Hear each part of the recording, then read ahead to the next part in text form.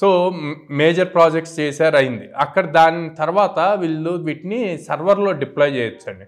సర్వర్లో once deploy చేస్తే code ల్యాప్టాప్లో run అయిన దానికి సర్వర్లో డిప్లాయ్ చేసి రన్ అయ్యేదానికి చాలా డిఫరెన్స్ ఉంటుంది. ఒక్కసారి సర్వర్లో మీరు ఒక ప్రాజెక్ట్ మొత్తాన్ని డిప్లాయ్ చేసి రన్ చేశారు అంటే మీరు రియల్ టైమ్ అప్లికేషన్ బిల్డ్ చేసినట్టే.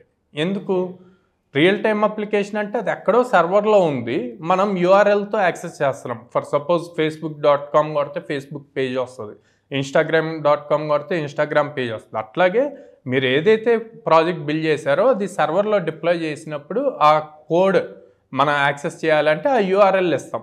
ఓకే, సో అంటే రియల్ టైం ప్రాజెక్ట్ చేసినట్టు. జాబ్ ఒకవేళ ఇమ్మీడియట్ కాల్స్ రావట్లేదు అనుకోండి, మీరు ఫ్రీలాన్సింగ్ చేయొచ్చు.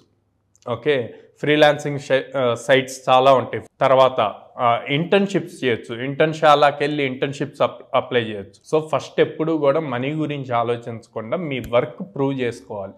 ఆ వర్క్ ప్రూవ్ చేసుకోవడానికి ఒక ఛాన్స్ ఇంపార్టెంట్.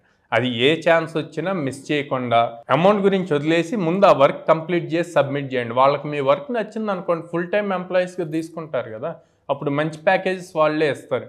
అట్లా చేసే ఫ్రీలాన్స్ వర్క్లోనే నాకు ఇంత అమౌంట్ రావాలి అని కూర్చుంటే ఆ ఛాన్స్ రావటం చాలా కష్టం.